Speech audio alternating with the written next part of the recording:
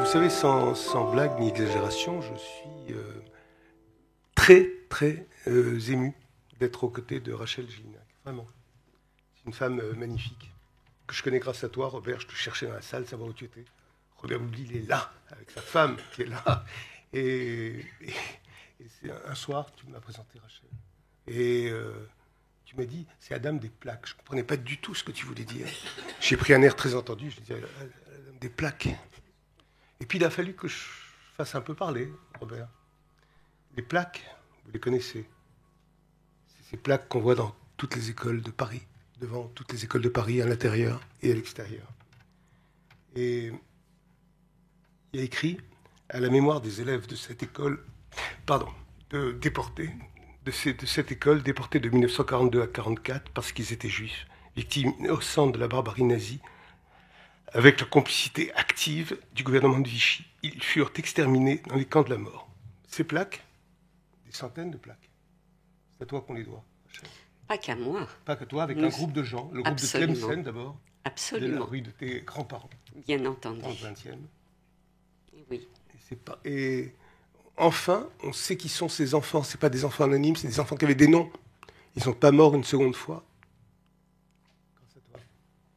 Grâce à nous. Grâce à vous, bon, tu vas pas me reprendre chaque fois. Bon, grâce à vous. Bon, allez. Oui. Ça, c'était tout à fait ça.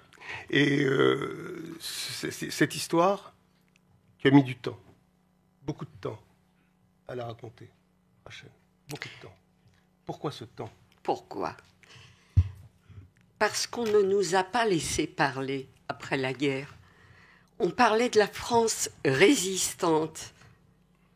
Bon. On a parlé des quelques déportés survivants qui revenaient, mais nous, les enfants cachés, et puis surtout les enfants qui ont disparu, il n'y avait plus de traces, il n'y avait plus rien. Ils sont partis en fumée. Donc, il nous a semblé juste de les ramener dans leur école où ils avaient ri, où ils avaient joué, où ils avaient appris. Leur nom ne figurait nulle part. Sauf ici, dans la maison en bas. Mais qui vient? Seulement les gens concernés. Donc, nous avons remis une plaque extérieure à l'école, de ce que tu viens de lire, et aussi, à l'intérieur, nous avons cherché dans les registres des écoles, et avec l'accord du rectorat, nous avons pu trouver les noms des enfants juifs, Ashkénazes et séfarades. Merci. Je t'en prie. Et donc, nous avons comparé avec ce livre extraordinaire, le Mémorial de la déportation de Serge Klarsfeld, sans lequel nous n'aurions jamais pu faire ce travail. Nous avons croisé nos listes, revérifié, et c'est ainsi que nous avons pu, dans toutes les écoles de Paris, mettre dans le hall de chaque école le nom, le prénom et l'âge de l'enfant, l'âge qu'il avait quand il est parti vers la mort. Voilà. Et qu'est-ce qui a déclenché l'écriture de ce livre? Alors, du livre. J'ai mon petit-fils, l'aîné de mes petits-fils, qui, à l'âge de 8 ans, il y a eu le cimetière de Carpentras qui a été profané. Et il a raconté mon histoire à l'école. Il est revenu le soir, 8 ans, ou à peine 8 ans, et il dit « Personne n'est au courant. J'ai parlé aux enfants, à la maîtresse, personne ne sait cette histoire. » Alors il a rajouté « Tu as intérêt d'aller auprès des jeunes pour leur expliquer ce que tu as vécu. » Voilà. Et ça a donné ce livre qui est magnifique, qui est publié chez Fayard. Et l'éditrice est là, Salomé Viau, qui a été emballé par le livre, je crois, tout de suite. Hein, et ça, c'est magnifique, quoi. Et merci, vous deux. Merci. Hein. Merci, vous deux, d'avoir provoqué et édité ce livre. 11 400 enfants français déportés. des plaques souvent dérobées, déboulonnées, dégradées. En plus. Oui, il y en a eu encore récemment. Oui. Et nous ne sommes pas au bout de nos peines, malheureusement, je crois. Tout commence le 11 juillet 2011. Tu te promènes du côté de la Bellevilloise. Là, la Bellevilloise, c'est rue Boyer. Et à Ménilmontant, vous connaissez peut-être, c'est une salle des fêtes, etc. Mais c'était surtout juste après la première rafle. Tu m'as appris en plus qu'il y avait eu plusieurs rafles. Bien sûr. C'est là que c'est un centre de tri, en fait, avant que les gens ne partent. Oui. Et tu rencontres une petite fille surgie de ta mémoire. C'est toi, moi. cette petite fille. C'est moi. Évidemment, évidemment. Et là, tu te mets à écrire. Et remonte à ta vie, à ta mémoire, dans ton cœur, ta mère, Chana, et ton papa, Abraham. Ton papa, Abraham, ta mère, Chana, tous les deux, qui ne sont jamais revenus. Bien entendu. C'était quel genre de gens, Chana et Abraham? J'avais 5 ans à la déclaration de la guerre. Oui. Mon papa est parti faire la guerre pour défendre sa nouvelle patrie, La ses France. valeurs, la France, ses valeurs, sa famille. Et il s'est engagé, comme beaucoup de juifs, il faut le dire, qui n'étaient pas encore français. Je crois qu'il y en a eu environ 80% qui se sont engagés pour défendre leur nouvelle patrie. Et on ne le dit pas assez. Et donc, il a défendu la France. Et où l'a-t-on envoyé ? Eh bien, dans le nord de la France, là où ça s'est bagarré par la suite avec les Allemands, à savoir dans la Somme et les Ardennes. Et le régiment de mon père a été décimé de moitié. Une grande partie est partie comme prisonnier de guerre. Et mon père, malheureusement, je dis bien malheureusement, a été démobilisé. Pourquoi tu dis malheureusement? Pourquoi ? Parce que Hitler a respecté la Convention de Genève. Ah oui, c'est bien la seule chose qu'il ait respectée. Et les prisonniers de guerre juifs n'ont pas été tués. Voilà. Donc...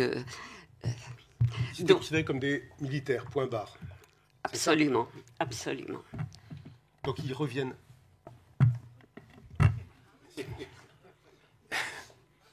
Merci beaucoup. Et donc, ils reviennent et Oui. vous retournez rue Duris, là où vous habitez. Tu es une enfant de Ménilmontant, mais son portrait de Ménilmontant est incroyable. On y est. Tu y es toujours. On y est. Bien sûr. C'est incroyable. Ils reviennent là, rue Duris. Les grands-parents habitent pas loin, Tout près. rue de Tlemcen. Il y a un moment où c'est magnifique. Tu décris ça comme un truc de théâtre, le crépuscule à Ménilmontant, les gens qui sortent, tout ça, etc. Et tu dis, tout a disparu. Et oui, mais comment je fais alors? Alors donc tout a disparu. Hein? Absolument. Bon, et un moment, c'est une date, on sait, c'est l'été 39. Tu lis pas très bien, hein, mais ta sœur décrit, ta grande sœur, Ah oui, j'ai 5 Louise, ans. tu as 7 ans. Moi, je lisais à 7 ans. Enfin bon. Oui, mais j'avais 5 ans. Ah bon, d'accord. Bon. Et je savais déjà un peu lire et écrire. Et qu'est-ce que tu lis là? Mobilisation générale. Et je n'ai absolument pas compris Non. ce que cela voulait dire. Non. La guerre. La guerre. Mobilisation générale. Et on décrit d'abord ça comme la drôle de guerre. Il se passe rien. Alors, la drôle de guerre, c'est lorsque les soldats français qui étaient devant les Allemands dans la Somme et les Ardennes se sont observés pendant plusieurs mois, Ouais. sans se battre. Voilà, ils s'observaient de loin. C'est ça qu'on appelle la drôle de guerre. Il ne se passait rien. Il ne se passait rien. Mais qu'a fait Hitler pendant ce temps-là? Il a fait construire des usines, des chars, des tanks. Bien sûr. Et il était très bien armé, contrairement à ce que croyait l'armée française. Voilà. Oui. Et page 35 de ton livre, tu parles de la première alerte à la bombe, une sirène. Hein, Oui. une sirène terrible. Et toi, tu regardes comme ça.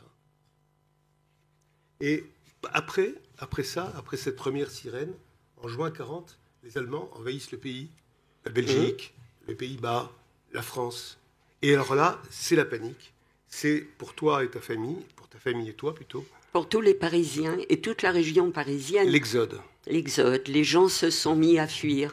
Alors j'ai vu des gens fuir à pied. Moi j'avais la chance d'avoir un oncle, une tante, leurs 4 enfants qui ont tous péri à Auschwitz, entre parenthèses. Mon oncle avait un camion. Il a donc aménagé des petites couchettes, des petits coins dans son camion. Et nous sommes partis sur les routes, comme tous les autres gens.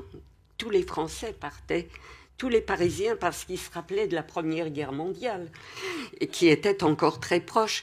Et donc j'ai vu des gens fuir, les hommes avec des sangles autour des épaules, tirant des charrettes où il y avait derrière un matelas et des effets personnels, des gens à bicyclette, des landaux. J'ai vu toutes... Voilà, les gens fuyaient à pied. Tu dis la panique avait gagné la ville comme le venin d'un serpent se propage dans les veines. Mais oui. À toute vitesse. Par les fenêtres, on voyait une masse de gens courir, des voitures klaxonner, des familles tenter de fuir, valises à la main. Tout à fait. La foule bruyante et compacte, ça devait être une atmosphère... Oui, mais fin du monde, quoi. Quand on est tout petit, on fait confiance à ses aînés. Alors on se serrait les uns les autres dans ce camion, puis on attendait la suite. Et la suite, ça a été quoi pour toi? Un mitraillage. On s'arrêtait tous les soirs pendant l'exode, on descendait vers le sud ou vers le sud-ouest. Et tous les soirs, nous nous arrêtions soit dans une clairière, dans un bois, où on pouvait. Il y avait plusieurs centaines de personnes. Les mamans avaient des petits réchauds à alcool qu'elles posaient sur l'herbe. Et là, il fallait bien manger. Il y avait beaucoup d'enfants, beaucoup de femmes, peu d'hommes. Les hommes étaient au front. Donc, un jour, je pars avec ma cousine Marie. J'avais déjà 6 ans, ma cousine Marie 8 ans. Nous partons à l'autre bout du champ. Il y avait une arrivée d'eau. Et là, nous remplissons un broc d'eau. Et au retour... j'ai vu au-dessus de nos têtes venir 2 ou 3 petits avions. Je dis bien des petits. Ils ont piqué tellement bas sur nous que je me souviens encore de cette image. Le pilote casqué de cuir et le mitrailleur casqué de cuir aussi, je regardais. Tu voyais leur visage, quoi. J'ai vu leur visage. Ils nous ont mitraillés. Ils ont mitraillé tout le monde.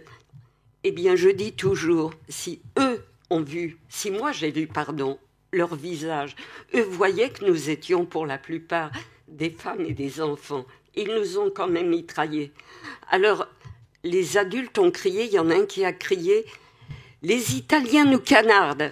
L'Italie était alliée à ce moment-là à Hitler. Voilà, point barre. On s'est couché par terre et notre broc a été percé d'une balle. Et voilà, l'eau fuyait et nous sommes repartis vers nos mamans qui étaient très inquiètes et j'ai vu, premier contact avec la mort, j'ai vu 2 personnes couchées baignant dans leur sang. Voilà, ça a été ça, mon exode. Les premiers morts que tu voyais? Oui. Tu reviens à Paris. Tu reviens à Paris et là, tu fais ce que tu peux. Le père revient. Et là, tu poses une question invraisemblable. Tu dis toi-même que c'est une question invraisemblable. Tu dis, je me demande pourquoi il est revenu. Je n'ai pas de réponse, tu dis. Ben oui, il est revenu, il a été démobilisé. Mais en temps de guerre, il se passe toutes sortes de choses. Pourquoi lui a-t-il été démobilisé? Je n'aurai jamais la réponse. Il aurait pu échapper à Auschwitz s'il n'avait pas été démobilisé. Voilà. En tout cas, il est revenu. Et là, tu vas à l'école. Au début, ça se passe normalement, jusqu'à un moment terrible. La famille, page 48. Mais c'est pas parce que c'est la page 48 que c'est terrible. C'est parce que ta famille se déclare comme juive. C'est un ordre. Oui, le 4 octobre 1940. Donc, mon père a été démobilisé fin septembre 40. Le 4 octobre 40, quelques jours après, les Juifs ont été obligés d'aller se déclarer en tant que Juifs. Je témoigne depuis 22 ans dans les écoles, collèges et lycées. Et les jeunes me disent « Mais pourquoi y sont-ils allés? Ça ne se voit pas. » Je recommence à poser la question. Pourquoi y sont-ils allés? Eh bien, pour la plupart, ils n'étaient pas encore français et ils voulaient rester dans la légalité, dans le pays de droit de On n'a rien l'homme. à nous reprocher. Voilà. Ils pensaient que le pays les protégerait, ce qui n'a pas été le cas. Donc ils y vont. Ils y vont. Et donc, je possède la photocopie qu'on m'a donnée ici du fichier juif de mes parents, mon père, ma mère, ma sœur et moi figurons. Il y a l'adresse, tout figure là-dessus. Il n'y avait plus qu'à venir nous cueillir. Et comme ça, à cause de ça, tu te sépares des autres avant l'étoile jaune Oui. que tu... Mais je n'en étais pas encore très consciente. Je n'avais que 6 ans, C'est le premier geste, bien ce entendu. tampon là comme ça. Ah oui, juif. Juive, hein. C'est terrible. Et tu as une dame, tu fais une rencontre formidable avec une dame adorable qui est la directrice de l'école non, ton instit. Mademoiselle, elle a un nom, c'est incroyable. Tu la mettrais dans un film, on n'y croirait pas. Mademoiselle Fiancette. Oui, j'ai eu beaucoup de mal à récupérer ce nom d'ailleurs. Tu l'as inventé, elle est... Bien entendu, parce que je ne me souvenais pas de son nom. J'étais trop petite et elle a été très protectrice. Et j'aurais bien voulu lui délivrer la médaille des justes, mais elle n'a pas eu de descendance. Elle a disparu très tôt et donc... Tu as fait une médaille avec des mots en parlant d'elle. Exact. Elle a été formidable. Elle t'a mise à l'abri, elle t'a protégée comme elle a pu. Absolument. Mademoiselle Fiancette. Que si elle est quelque part là-haut, elle t'entend en parler. Non, vraiment. Non, tu ne crois pas. Non. Bon, d'accord. Elle se dit, qu'est-ce qu'il est bête, ce Moati. Non, elle ne se dit pas ça. Elle ne se dit pas ça. Bon, d'accord.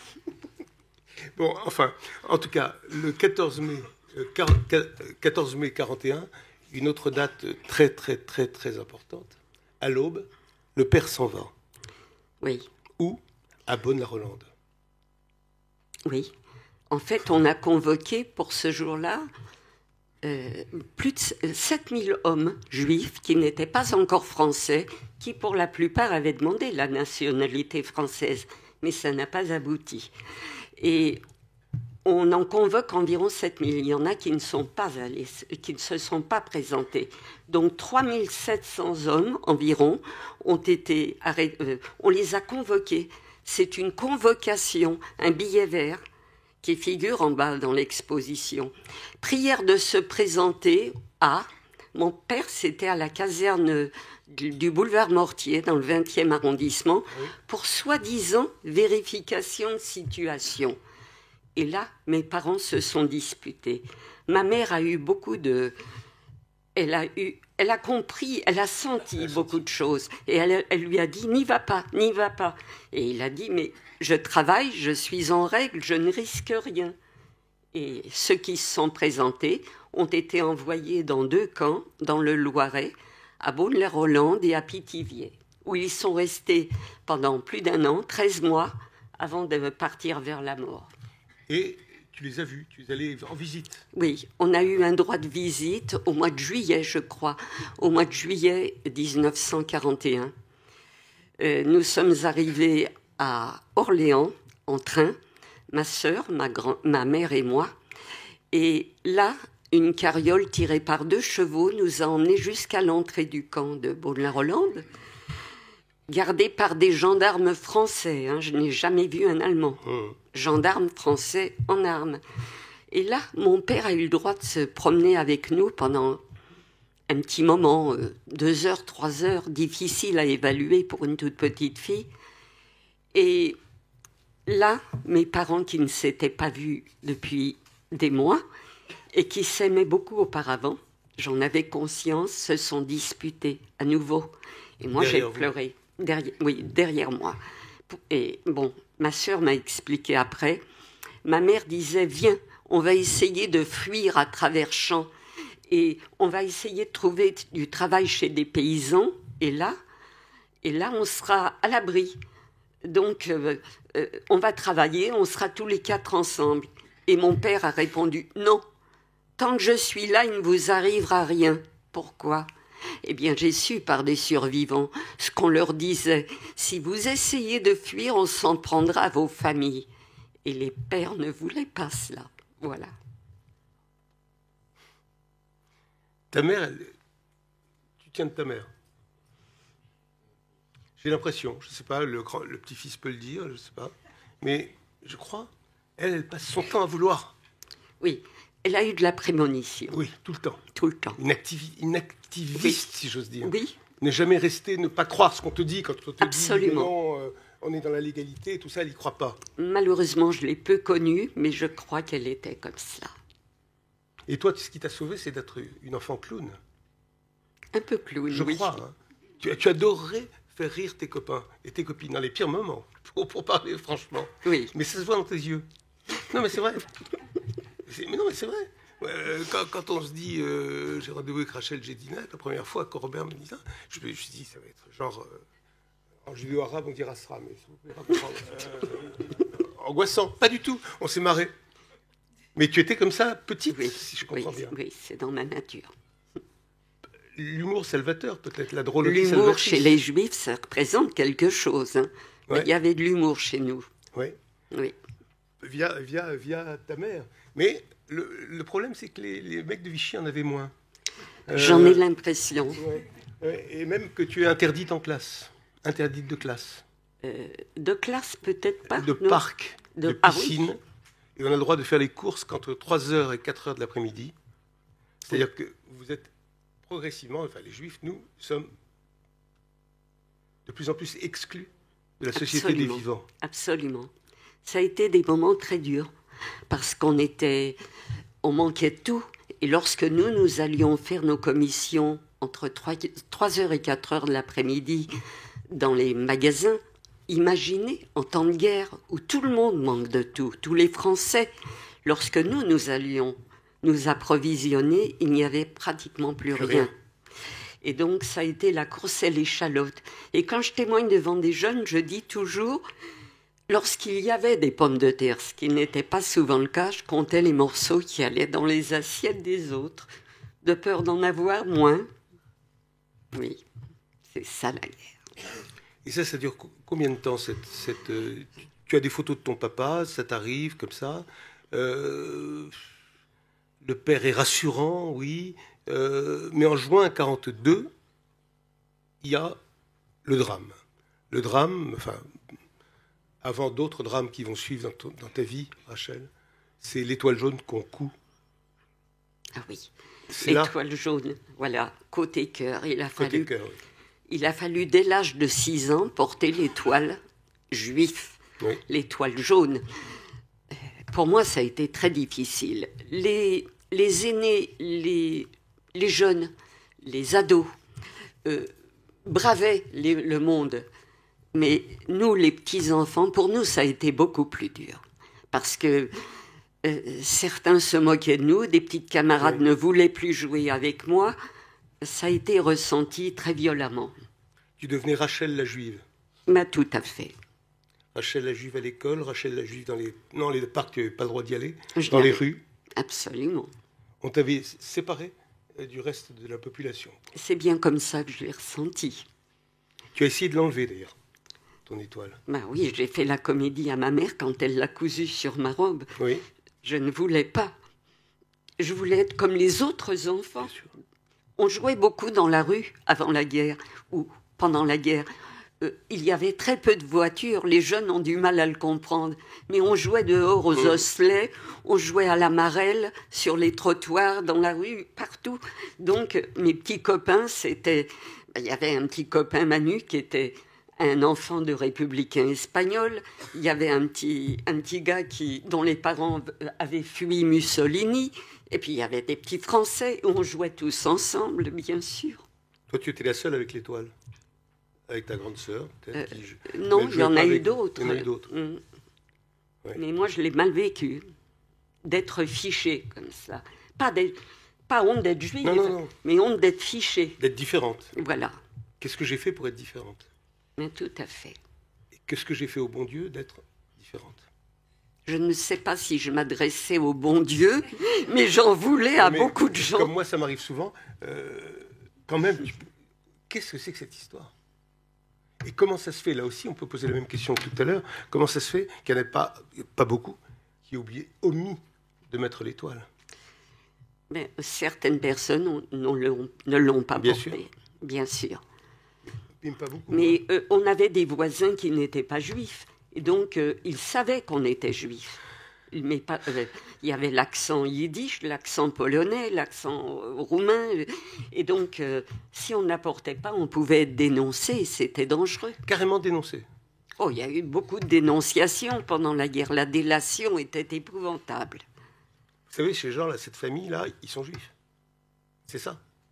Oui, bien sûr, bien Quand sûr. les flics viennent chez vous, il paraît que la concierge, en fait, tu racontes, il paraît pas, tu racontes que la concierge a dit, il remercie la concierge de vous avoir. Oui, parce que signalé votre présence. la veille de la rafle du Veldiv, le 16 juillet 1942, on a convoqué plus de 5000 policiers à la préfecture et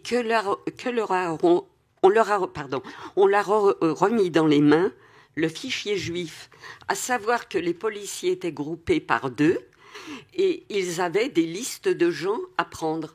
Voilà, des familles à prendre. Bien, eh bien, c'est ça le drame. Voilà, c'est qu'on est venu nous chercher et ma mère, donc, non, je reviens en arrière, excusez-moi. Donc la veille, un groupe de ces 5000 policiers, mais on n'en connaît pas le nombre, est allé dans l'Est parisien, dans les rues de l'Est parisien, et on lâchait dans la rue, demain on prendra les femmes et les enfants. Ma mère a dû l'entendre, supposition de ma part, puisque la veille au soir, elle nous a cachés chez nos grands-parents paternels qui habitaient à environ 50 mètres de chez nous. Oui. Parce que la rafle du Veldiv, c'est 2 ans, 60 ans, jusqu'à 60 ans, mais pour les rafles qui ont suivi, on a pris pratiquement des enfants à la naissance. À l'âge de 2 ans. À 2 ans. À partir de l'âge de 2 ans. Non, mais non. Après, après, c'est dès qu'ils sont pratiquement nés. À la naissance. On a sur nos plaques des enfants de 15 jours. Et puis des vieillards moribonds sur des brancards. Mais pour la rafle du Veldiv, c'est 2 ans, 60 ans. Mes grands-parents paternels étaient plus âgés. Et donc, ma mère avait dû entendre cela, puisqu'elle nous a cachés chez nos grands-parents paternels. Et à l'aube, nous nous pensions en sécurité. De grands coups frappaient à la porte, 2 policiers. Police. Un en uniforme et un en civil nous disent « Allez les enfants, habillez-vous vite, vous allez rejoindre votre mère. » Et en chemin, il y en a un qui nous dit « Vous pouvez remercier votre concierge » d'un air ironique. « Vous pouvez remercier votre concierge, c'est elle qui nous a dit où vous étiez. » Bon. Et puis là, on rejoint notre mère qui est très contrariée de nous voir revenir en larmes. On nous dit, vous avez 5 minutes pour faire votre baluchon, votre valise, parce qu'on a encore beaucoup de gens à prendre sur notre liste. Bon. Et on descend. On descend. Dans mon immeuble vivaient d'autres familles juives. J'ai vu des petites copines d'école. Elles tenaient, comme moi, leur maman par la robe ou la jupe. Et nous descendons. Il faisait déjà très chaud ce jour-là, je m'en souviens. À l'aube, on venait nous cueillir entre 4h et 6h du matin. Et longtemps, je me suis posé la question pourquoi. C'était peut-être pour éviter le flot des Parisiens qui allaient travailler après et qui auraient pu nous venir en aide. Donc nous descendons et j'ai vu tout le long du chemin, aux fenêtres, sur les trottoirs, des gens nous regarder.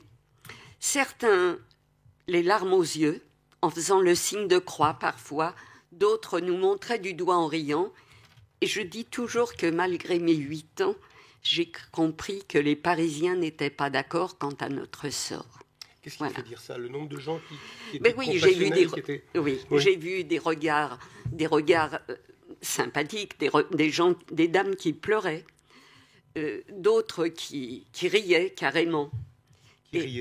Qui riait de nous voir passer. On nous a emmenés comme un troupeau à travers les rues jusqu'au centre de rassemblement où je suis allée dans le 20e, jusqu'à la Bellevilloise, où on joue du rock maintenant.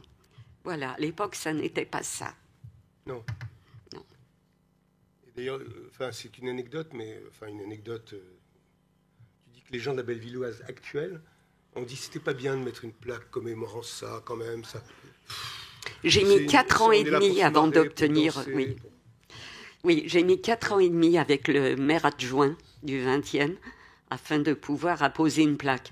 Et je n'ai pas pu mettre celle d'origine qui avait été préparée, à savoir une plaque noire avec des lettres or.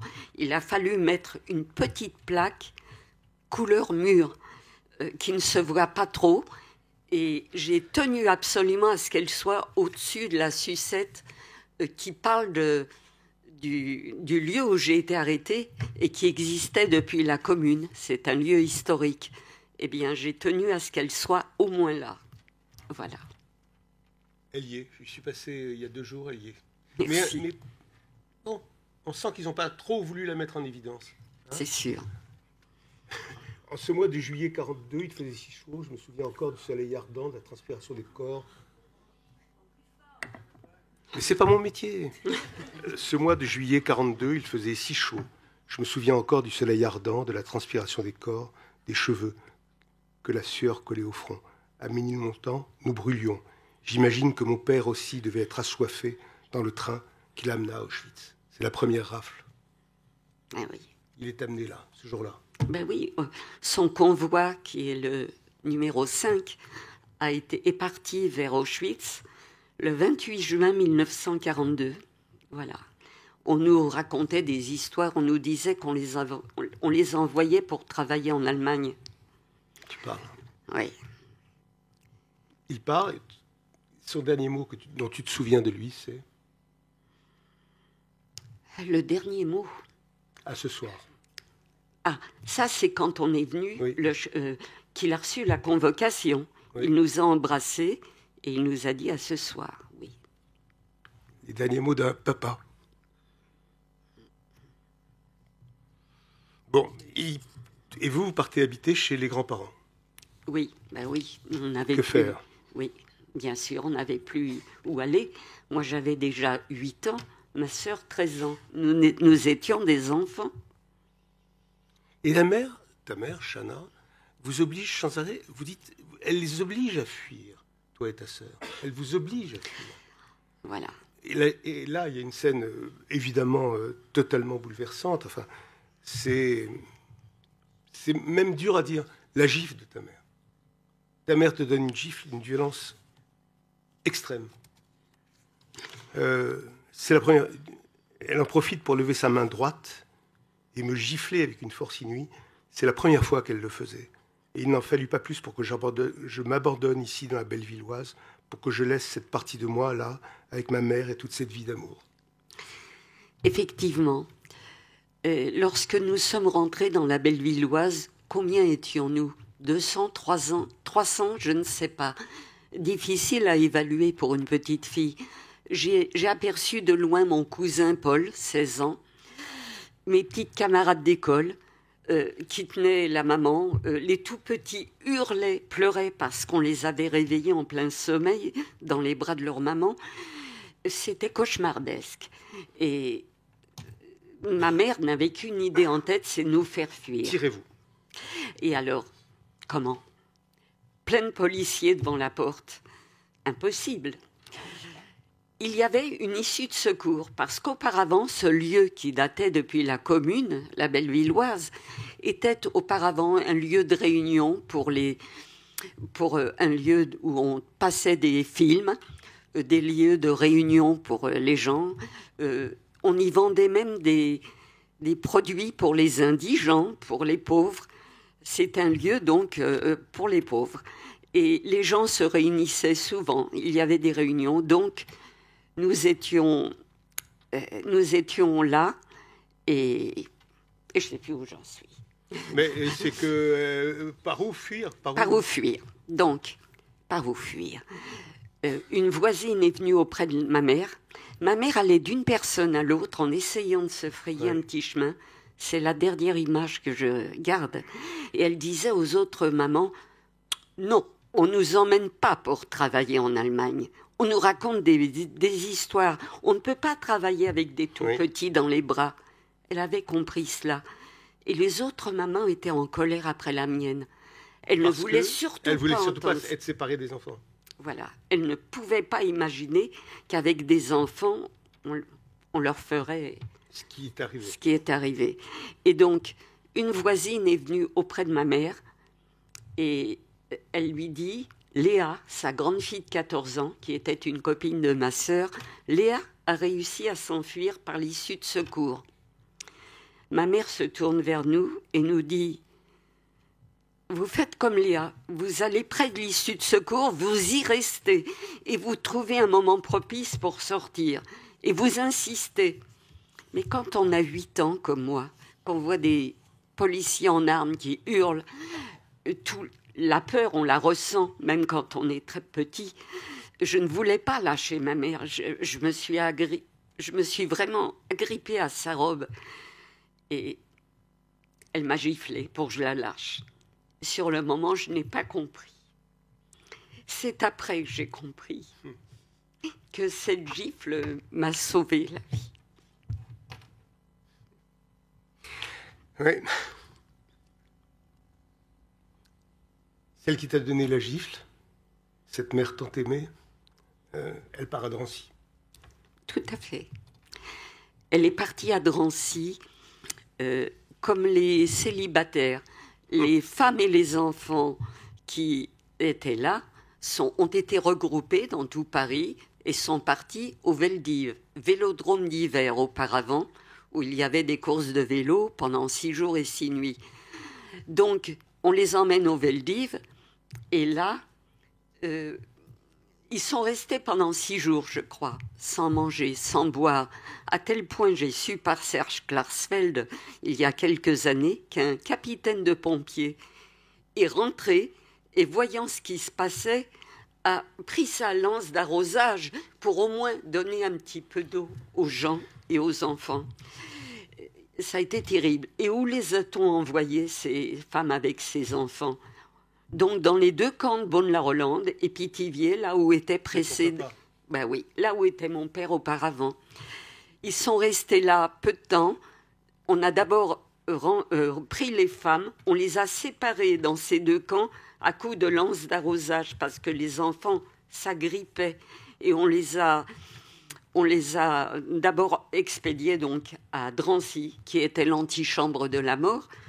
Et les mamans sont parties d'abord vers la mort. Les enfants ont suivi. Pour certains petits, il paraît que 2 ans, ils avaient leur nom accroché avec des ficelles, mais ils échangeaient leur nom, leurs ficelles. Ils ne se rappelaient même pas de leur nom.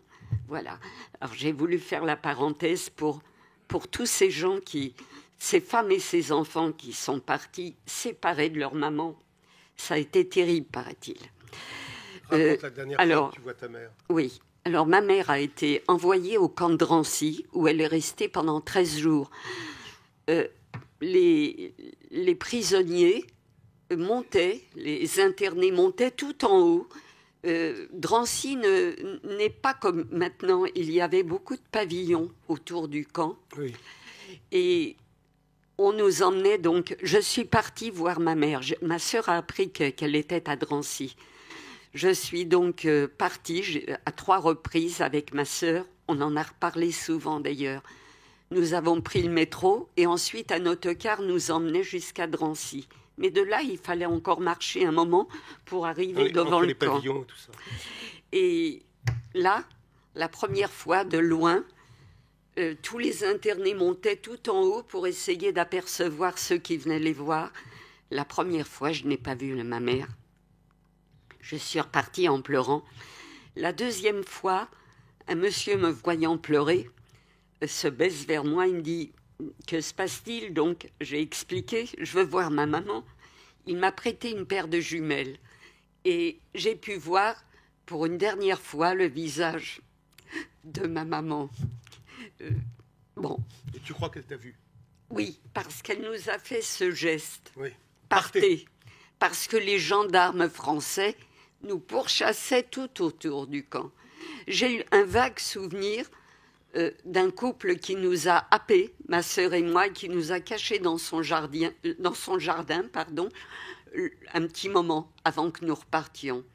Nous étions constamment en danger. Voilà. Son dernier regard, c'est ça. Oui, et tirez-vous. C'est après que j'ai su, parce que ma sœur a vu, nous sommes repartis la 3e fois. J'ai fait une comédie incroyable à ma sœur. Je veux voir maman. Nous repartons. elle n'a pas voulu que nous marchions jusqu'à l'entrée du camp. Pourquoi? Parce qu'elle a vu passer des autobus. Moi aussi, je les ai vus, mais je n'ai pas spécialement regardé. Ma mère a pu voir dans un des autobus une partie du visage de ma mère qui nous a vus, paraît-il, sur le trottoir et qui a essayé de nous dire « partez ». Voilà. Chana constante, hein, toujours. Toujours. Filez, partez. Toujours. Ne restez pas là. Oui. Quelle femme. Elle part à Auschwitz, par contre. Tu as la date aussi? Oui, peu de temps après bien ça. sûr, le convoi numéro 12, Oui. le 29 juillet 1942. Donc la dernière image de ta maman vivante, c'est dans cet autobus qui croise un autre autobus, ou je sais pas, enfin un truc comme ça. Tout à fait. Donc à partir de ce moment-là, toi tu es toute seule. Hein. Là c'est une plongée dans l'enfer, quoi. Le père, la maman, pas là, plus là, personne. Et toi pas de plaque, pas de bonheur, pas de tombe, pas de nom, pas une école sans mémoire, d'accord, mais à l'époque, toi, tu n'avais rien de tout ça. Rien, rien. Et là, c'est la deuxième rafle, parce qu'il y a eu en plus une deuxième rafle.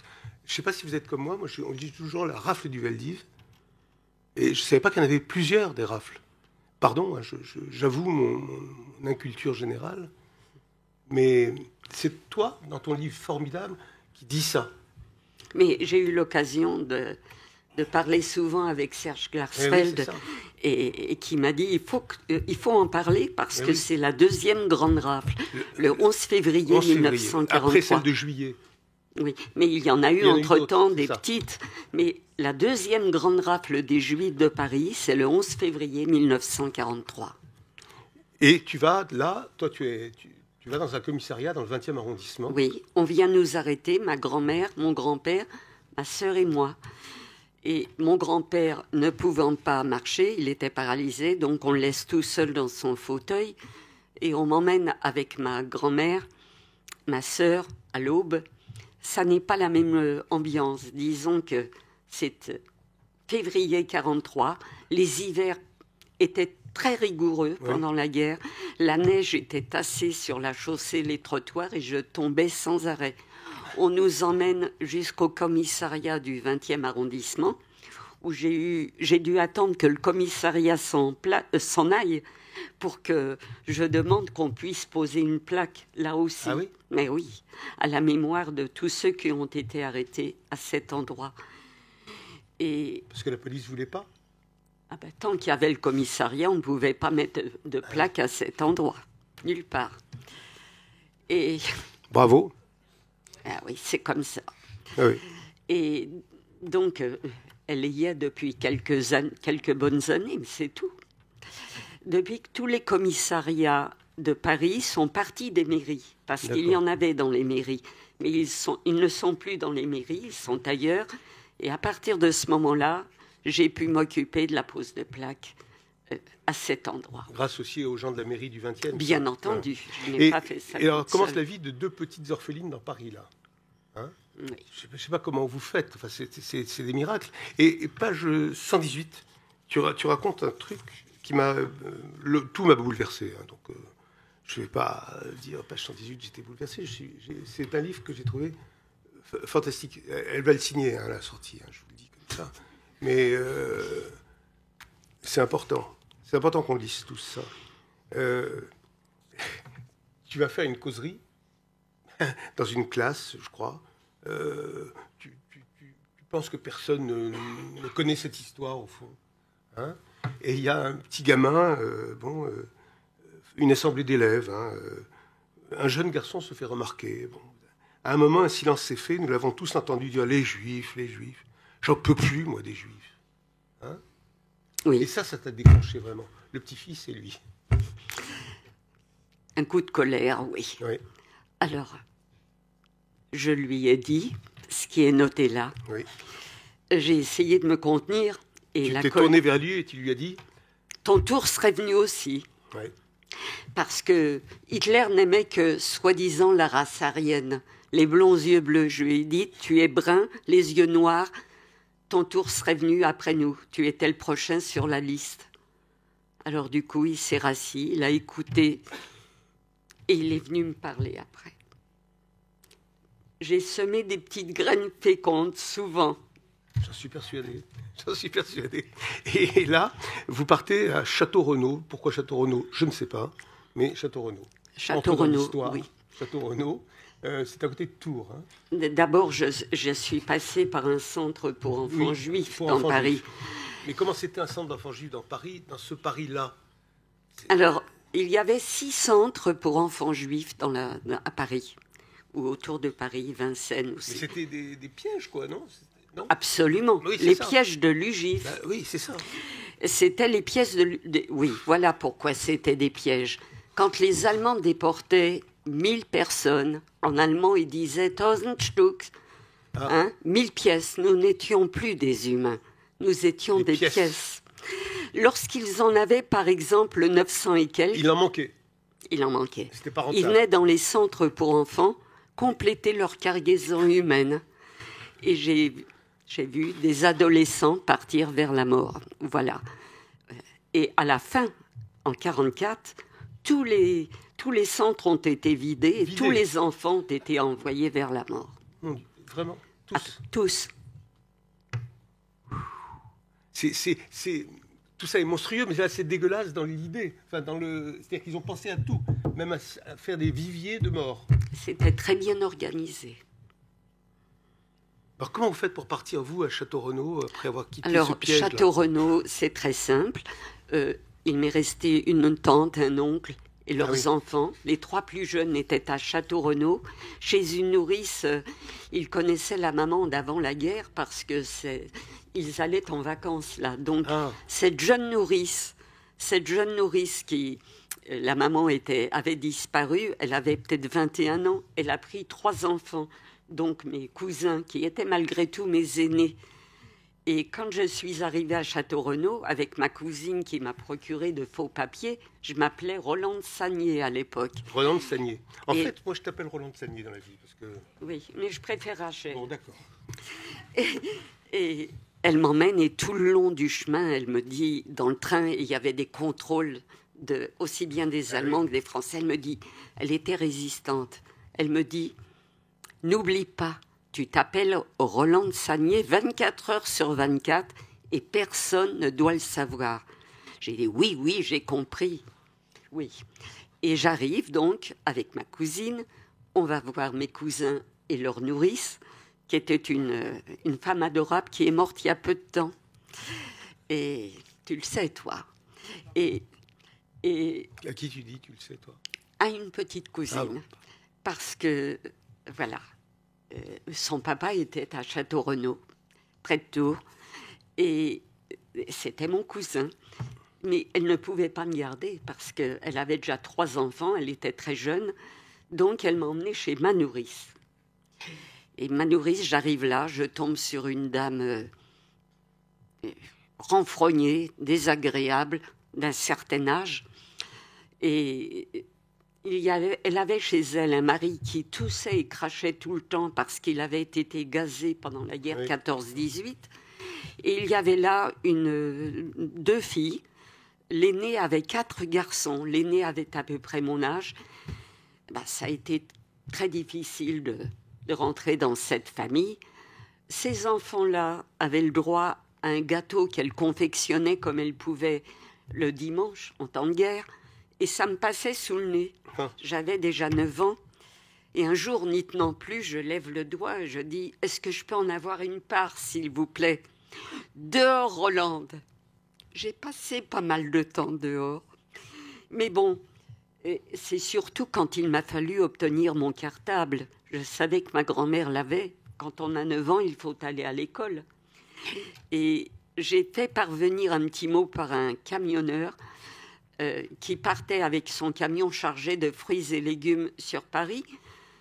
J'ai fait parvenir un petit mot à ma grand-mère, ma tante, pour dire... Ma grand-mère était cachée avec ma tante et mon oncle dans une chambre de bonne, disant qu'il me fallait mon cartable. Elle me renvoie mon cartable, donc... Le camionneur arrive avec un papier journal qui enveloppait le cartable. Ma nourrice lui arrache des mains. sans que je ne puisse faire un geste, elle enlève le journal, elle l'ouvre et elle sort un cahier au nom de Rachel Psankiewicz. Je me sentais défaillir. Ma tante avait oublié un cahier dedans. Alors elle me dit, tu es juive? Oui. Tu t'appelles Rachel sans... Elle n'arrivait même pas à prononcer mon nom à consonance polonaise. Et à partir de ce moment-là, ça a été ma fête. J'ai été battue, menacée de dénonciation. Je ne pouvais plus parler. Je ne pouvais plus communiquer. Ma sœur était arrivée entre-temps, mais du fait qu'elle avait 14 ans, elle a été placée comme bonne à tout faire chez un couple qui s'appelait Monsieur et Madame Proust. Ça ne s'invente pas. Non. Ne me demandez pas le nom de ma nourrice, je l'ai occulté. C'est trop lourd. Et un jour où j'ai pu aller voir enfin ma sœur, la nourrice la patronne de ma sœur, Madame Proust, est allée voir la nourrice de mes cousins et lui a dit « La petite Rolande file un mauvais coton ». Alors elle m'a sorti de là 1 mois avant la libération. Et elle m'a emmenée chez sa sœur et son beau-frère, qui étaient de braves gens, des paysans, qui avaient 2 jeunes filles, qui m'ont chanté des chansons, qui me coiffaient. J'avais de très beaux cheveux longs, bouclés, noirs. Et grâce à ces gens-là, où je ne suis restée que pendant 1 mois, j'ai pu reprendre du courage et à nouveau communiquer. À nouveau communiquer, et c'est la libération. Oui. Et c'est la libération. Et là, c'est la libération, mais tu es une orpheline. Il n'y a plus de papa, il n'y a plus de maman, donc tout le monde est heureux, tout le monde défile. On connaît tous ces images. Pas toi. Bah non. Bah non. Et donc, on vous dit simplement, tu reçois un truc disant, je ne sais pas si tu le reçois, on sait qu'au Lutetia... Ma sœur a appris qu'au Lutetia, il y avait les gens, on rapatriait les déportés, les survivants. Hein, vous savez que sur 76 000 hommes, femmes, enfants, dont 11 400 enfants, sont partis vers la mort de France. Il n'en est revenu qu'entre 2500 et 3000, environ 3%. Les survivants revenaient à l'hôtel Lutetia, dans le 7e arrondissement. Ma sœur l'apprend. Alors nous y sommes allés à 3 reprises. La première fois, j'avais une photo que m'a donnée ma tante, parce que vous savez, quand on déportait les familles, on vidait les appartements. Et un camion venait, tout ce qui était meubles d'apparence en bon état partait pour l'Allemagne, tout ce qui ne plaisait pas à ces messieurs partait pour les Français, et tout ce qui était photos, documents, partait dans les caniveaux jusqu'aux égouts. Et avant que je ne parte à Château-Renaud, j'ai vu des photos de familles entières partir dans les égouts. C'est pourquoi les photos ont une telle importance pour nous. Et j'en reviens au Lutetia. J'ai une photo de mes parents et que m'a donnée ma tante, parce que chez moi, il n'y avait plus rien. Je n'avais même pas un objet pour me rappeler de mes parents. Et j'ai présenté ma photo, j'avais déjà 11 ans. Vous avez connu... Je n'ai pas terminé ma phrase. Qu'ai-je vu devant moi? Imaginez un homme qui pèse entre 33 et 35 kilos, il a les yeux enfoncés dans les orbites. Il me faisait peur. On est reparti en courant. On y est retourné, il y avait des affiches sur les murs dans l'hôtel Lutetia avec les noms des gens qu'on rapatriait. Donc, j'y suis allée avec ma sœur et je n'ai jamais vu le nom de mon père, de ma mère, des miens. Personne n'est revenu. 17 personnes de ma famille, rien qu'à Paris, ont disparu. Combien de temps tu fais pour admettre ça? Combien de temps te faut-il pour admettre ça? Alors, quand on a 11 ans, à la fin de la guerre, on n'arrive pas. On n'arrive pas à imaginer qu'on ne les reverra pas. On ne peut pas. Donc, 11 ans, ça t'évoque quelque chose? Ça m'évoque quelque chose. Eh bien, je m'inventais des histoires le soir. Je disais, on a dû leur taper sur la tête, ils ont perdu la mémoire, un jour elle reviendra et je les reverrai. Et puis les mois ont passé, mais il m'a fallu au moins quelques mois avant d'admettre que je ne les reverrai pas. Ce que ce type viennois, juif par ailleurs, Freud appelle le travail de deuil, c'est un nom épouvantable, je trouve ça épouvantable. Ça ne se fait pas, le travail de deuil. Toi, tu as fait un livre, et un beau livre. Merci. C'est ça, peut-être, qu'il voulait dire. Parce que qu'est-ce que tu fais cet après-midi? Je fais mon travail de deuil. Enfin, ça n'a pas de sens. Et maintenant, on en a parlé tout à l'heure, maintenant, le moindre petit accident ou je sais pas quoi, il y aurait des experts psychiatriques, comment ils appellent ça, des trucs... Des assistantes sociales, des psys de toutes oui, sortes. Il y en a peut-être dans la salle. Hein, cellule psycho, c'est ça. Elle, rien. Enfin, elle et les autres, rien. Rien ne s'est passé. Rien. Non, et surtout, ne me raconte pas, ça suffit, on en a marre de ces histoires. Allez, c'est l'avenir, c'est important, et tu ne vas pas rabâcher et tout ça. On ne nous a pas laissé parler après la guerre. Pendant 50 ans, on s'est tu. Alors les gens ne comprennent pas pourquoi. Mais on parlait de la France résistante. Oui, tous. Tous résistants, oui. Eh bien, nous, on n'avait pas le droit au chapitre. J'ai entendu parfois, allez, on parle de l'avenir, on ne parle plus de ça. J'ai entendu aussi, tu as de la chance d'être resté en vie. Alors tais-toi. Oui, genre, ça suffit. Fais pas ta maligne. Oui. Et c'est seulement en 1995, donc 50 ans après, que Jacques Chirac, président de la République, lors de la commémoration de la rafle du Veldiv, a reconnu la responsabilité de la France de Pétain, de la France d'alors. Et c'est à partir de ce moment-là que les vannes se sont ouvertes et qu'on a pu s'exprimer. Voilà, seulement depuis 1995. C'est hier. C'est hier. Oui. Et tu termines ton livre en disant, tu repenses au garçon aux cheveux bruns, qui t'avait dit les juifs, etc. Il est venu te voir, et d'une voix timide, c'est beau, il m'a remercié. Remercié donc d'avoir parlé. Oui. C'est ce que nous allons faire nous aussi. Et alors, et tu termines par ces 3 lignes. J'ai alors su que j'avais réussi à planter en lui, donc le petit garçon, une petite graine qui peut-être un jour deviendrait féconde. Merci Rachel. Merci à toi.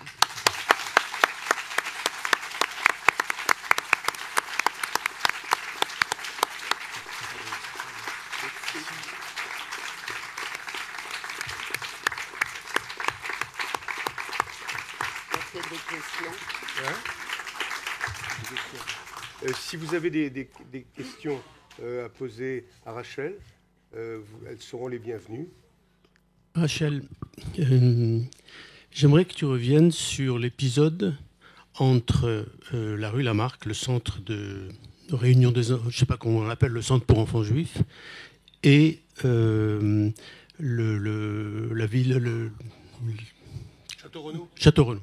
Voilà. Oui. Parce qu'il me semble que ta sœur a eu une intuition extraordinaire à ce moment-là et tu n'en as pas beaucoup parlé. C'est vrai. Pour sortir de ces centres pour enfants juifs, toujours dans celui où j'étais, on avait le droit, il était tenu par des juifs, des israélites. Et donc, on avait le droit à 2 visites 2 dimanches par mois, d'aller chez des amis de nos parents, des connaissances. Et tout était consigné dans un registre. C'était vraiment un piège, ce lieu. Et ma sœur a eu l'idée de dire que notre tante et oncle étaient dans le faubourg du Temple où ils habitaient avant la guerre. Et donc, jusqu'à la guerre tout du moins. Donc, à partir du moment où nous sommes sortis ce dimanche-là, on ne pouvait plus nous trouver. On a enlevé nos étoiles dans un petit coin. On est rentré dans un couloir. Il n'y avait pas des côtes comme maintenant partout. On est rentré dans un couloir sombre. On a enlevé nos étoiles. Et à partir de ce moment-là, on ne pouvait plus nous repérer. J'étais semblable aux autres. On était semblable aux autres. Voilà. C'est pas ça la question. Et la question... Donc ça veut dire vous vous êtes échappé, vous avez échappé aux griffes des nazis une 3e fois. Et je ne suis pas la seule dans la 2e, mais la 3e. Oui, je ne suis pas la seule dans la salle. J'ai une amie, Raymonde, qui a fait plusieurs tentatives pour fuir de là avec ses petites sœurs, qui a écrit aussi un livre. Ah bon ? Oui, voilà. 7, vous ? 7 tentatives et on a réussi à la 8e. On a été arrêtés, nous, pas à Paris, à Montargis, parce que je suis de Montargis. Et mes parents, maman a été arrêtée nous avions un magasin, une belle maison, un commissaire gérant abominable. On nous a tout pris. Enfin, ma mère a été arrêtée le 14 juillet 1942.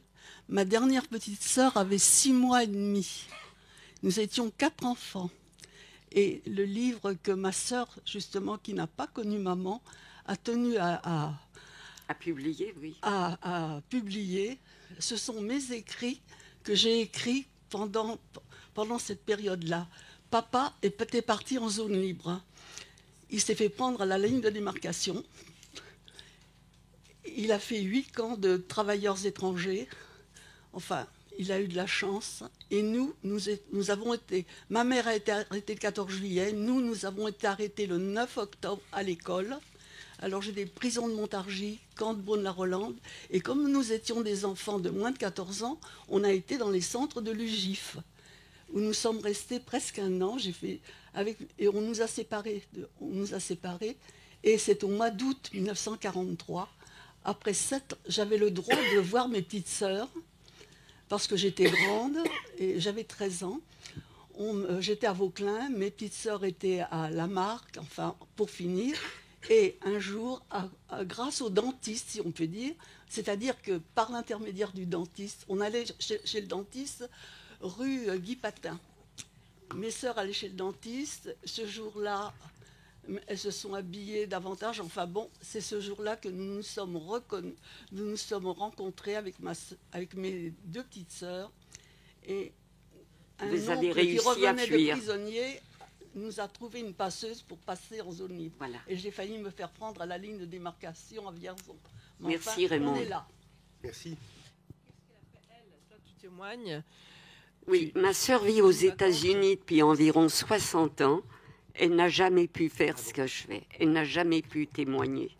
On le lui a demandé, mais elle ne pouvait pas. Et beaucoup d'entre nous ne pouvaient pas non plus. Voilà.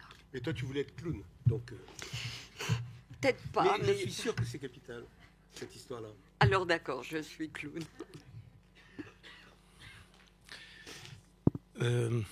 Ici.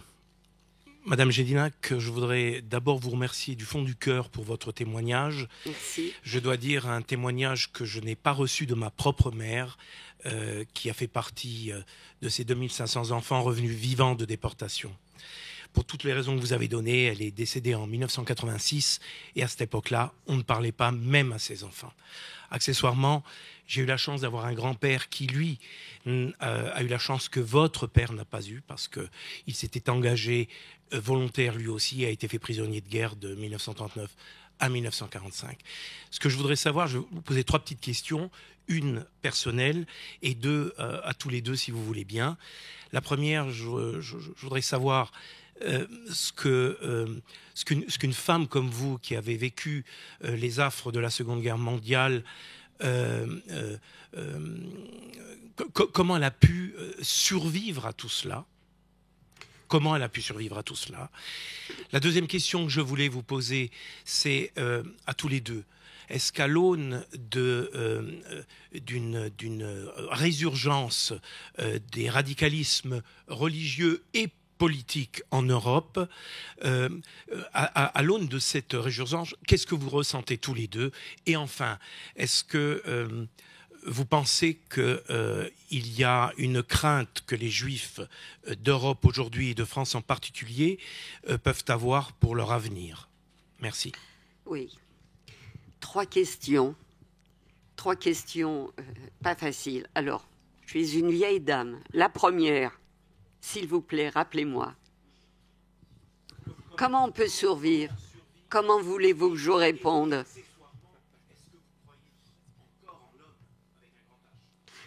Si je ne croyais pas, je ne crois pas que j'aurais survécu. Il faut toujours garder de l'espoir. Hein. Et puis moi, je me bats. Vous savez, dans la maison, ici, j'y suis depuis très longtemps. On a parlé aussi, on a fait des expos pour le Rwanda, pour tout ce qui se passait au Cambodge, 2 millions de morts. Pour nous, notre devise était plus jamais ça, après la guerre. Or, qu'avons-nous vu? Des guerres fratricides un peu partout. Ça a été terrible. Voilà, que puis-je vous répondre? Mais comment survit-on? Eh bien, je crois que La gifle de ma mère m'a donné beaucoup de courage. Elle voulait que je vive et j'ai fondé une famille. J'ai eu des enfants, des petits-enfants. J'ai un arrière-petit-fils maintenant. On l'a voulu nous détruire et nous sommes là. Voilà.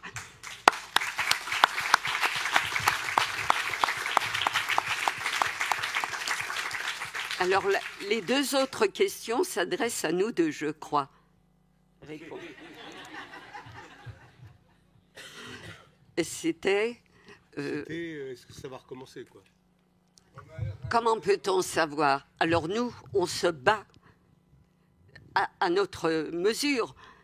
Je vais dans les écoles, collèges et lycées pour parler aux jeunes. On va disparaître bientôt.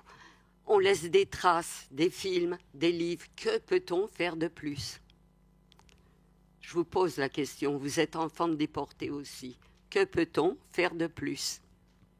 Eh ben, le combat, oui.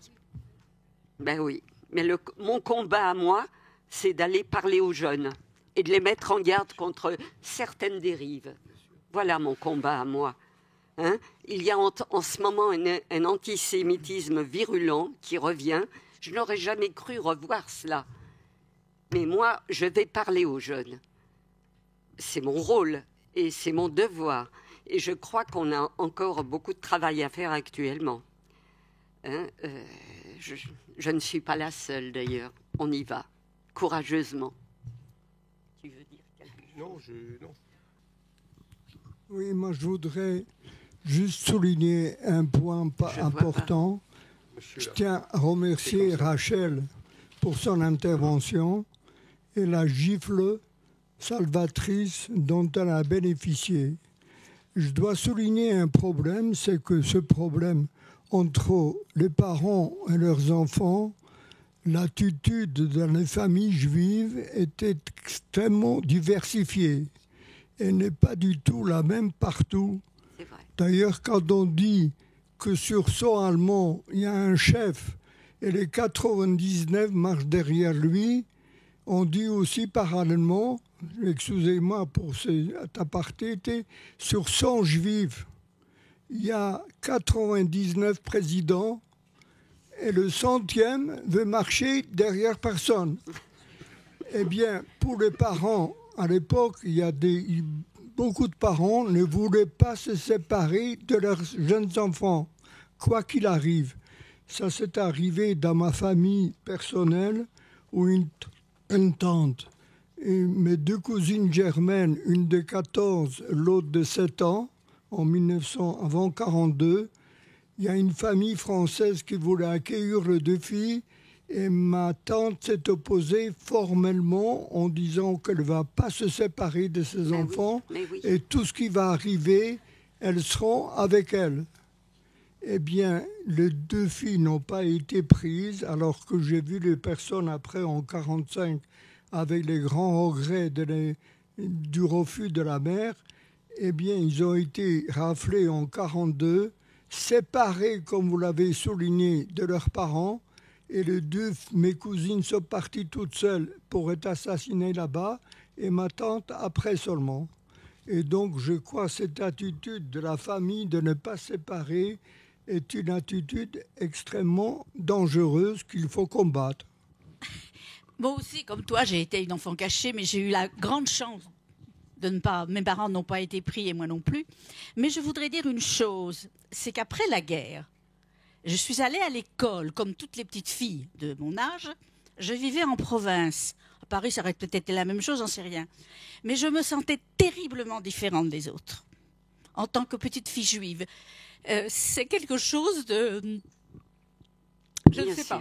Je ne sais pas comment l'exprimer, mais j'étais différente. Je me sentais différente. Et ça, je l'ai vécu pendant très, très, très longtemps. Il n'y a que maintenant, peut-être, où je me sens tout à fait pas différente des autres, quoi. Mais petite fille, c'était très dur.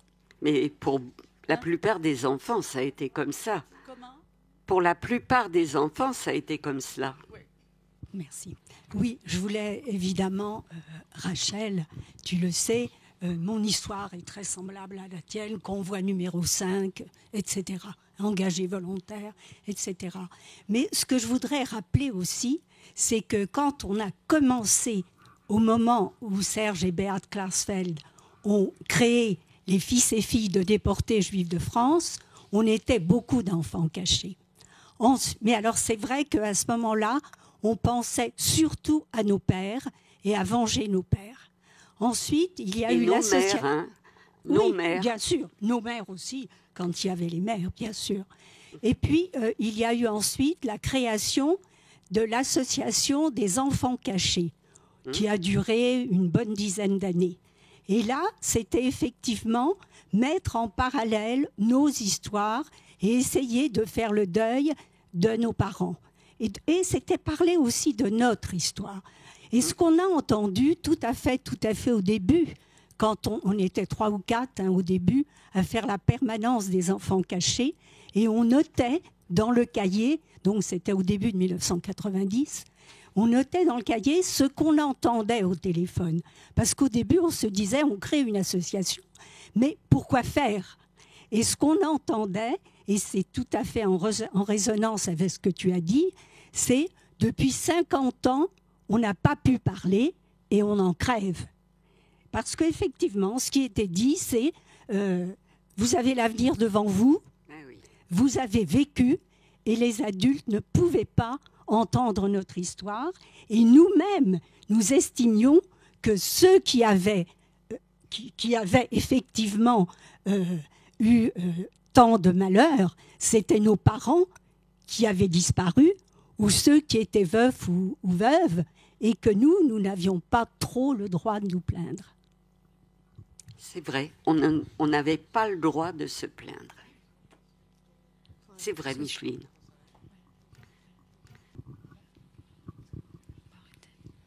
Merci beaucoup, merci encore Rachel. Merci encore, merci. Et une signature est prévue à la librairie à l'étage, au rez-de-chaussée, voilà. L'étage 0. Nous vous invitons tous donc à aller à la librairie, à continuer avec Rachel donc l'échange. Merci infiniment. Merci à tous les deux. Merci à vous.